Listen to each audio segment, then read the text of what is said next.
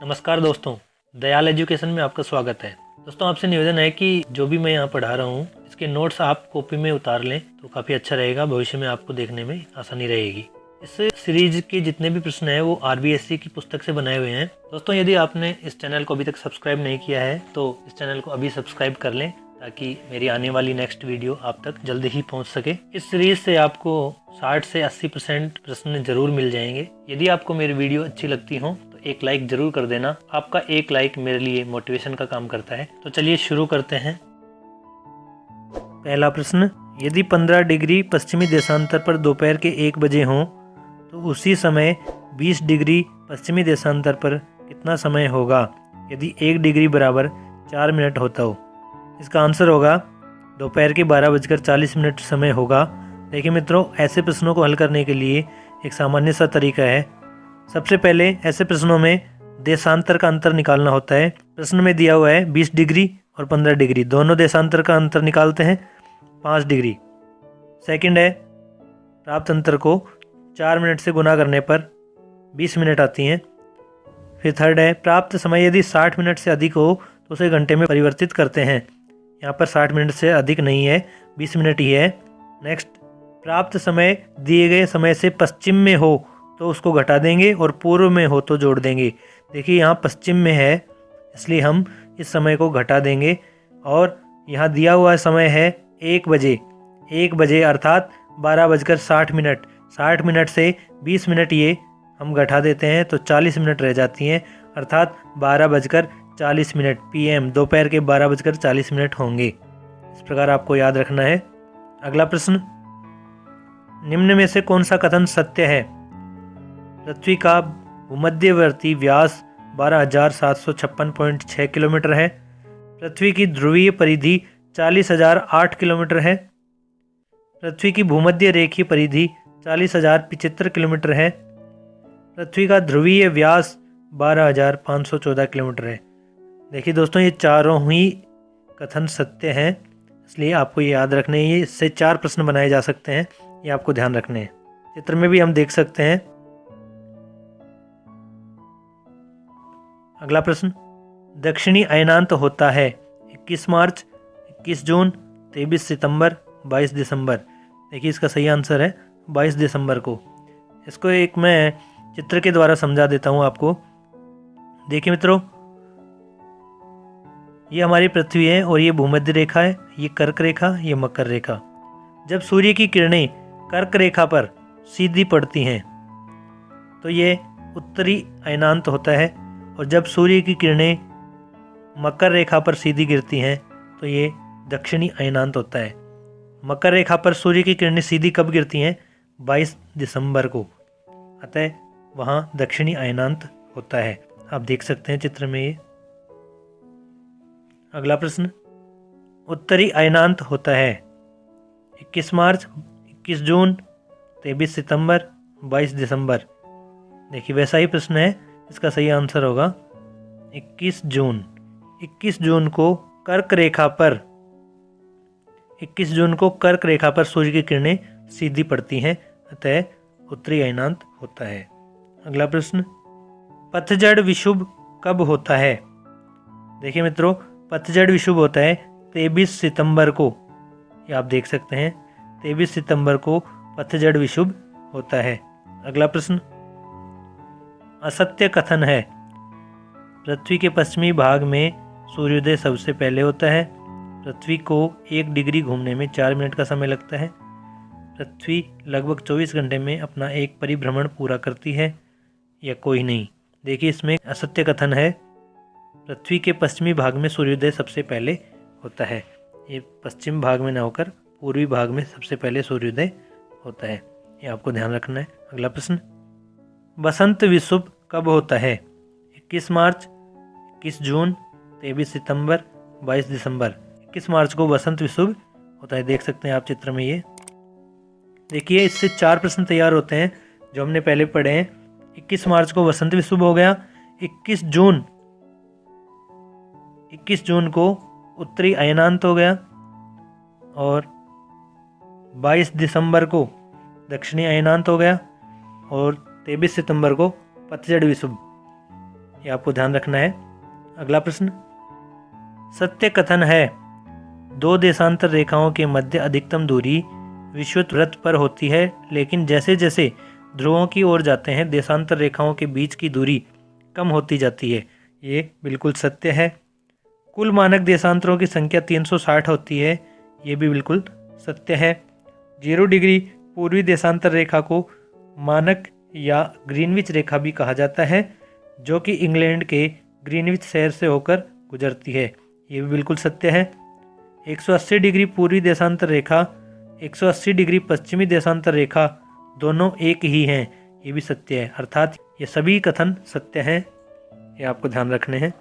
ये चित्र के माध्यम से भी आप देख सकते हैं। ये अक्षांश रेखाएं हैं और ये देशांतर रेखाएं हैं। अगला प्रश्न, वह रेखा जो पृथ्वी को उत्तरी गोलार्ध व दक्षिणी गोलार्ध में विभाजित करती है।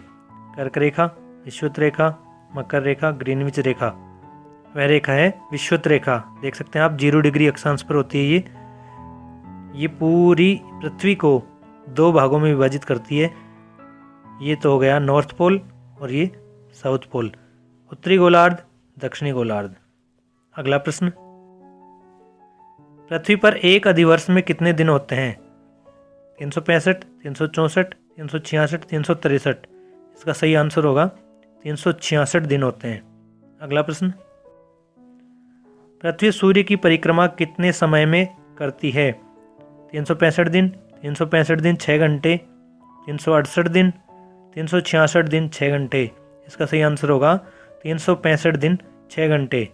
पृथ्वी सूर्य की परिक्रमा करने में 365 दिन 6 घंटे का समय लेती है। अगला प्रश्न, 82 डिग्री 30 मिनट अर्थात 82.5 डिग्री पूर्वी देशांतर रेखा कौन से राज्य से गुजरती है। उत्तर प्रदेश, मध्य प्रदेश, छत्तीसगढ़, उड़ीसा, आंध्र प्रदेश या उपरोक्त सभी। देखिए इसका सही आंसर होगा उपरोक्त सभी। इन 5 राज्यों से 82.5 डिग्री पूर्वी देशांतर रेखा गुजरती है। ये आप देख सकते हैं चित्र में भी। अगला प्रश्न, अक्षांश के संबंध में असत्य कथन है। सबसे लंबी अक्षांश रेखा विषुवत रेखा है। ये कथन भी सत्य है। 2 अक्षांशों के बीच की दूरी समान होती है। यह कथन भी सत्य है। ध्रुवों पर अक्षांश बिंदु के रूप में रह जाते हैं। ये कथन भी सत्य है। विषुवत रेखा से ध्रुवों की ओर बढ़ने पर अक्षांश रेखाओं की लंबाई में वृद्धि होती है। यह कथन असत्य है। नंबर 4, विषुवत रेखा से ध्रुवों की ओर बढ़ने पर अक्षांश रेखाओं की लंबाई में वृद्धि होती है। यह कथन असत्य है। चित्र में हम देख सकते हैं सबसे लंबी अक्षांश रेखा विषुवत रेखा होती है जो 0 डिग्री पर होती है, और 2 अक्षांशों के बीच जो दूरी है वह समान होती है, और ध्रुवों पर अक्षांश बिंदु के रूप में रह जाते हैं। ये जो सर्किल है धीरे धीरे छोटा होता जाता है। अगला प्रश्न, सत्य कथन है पृथ्वी 23.5 डिग्री झुकी हुई है। यह कथन एकदम सत्य है। पृथ्वी अपने अक्ष पर पश्चिम से पूर्व की ओर घूमती है। यह कथन भी सत्य है।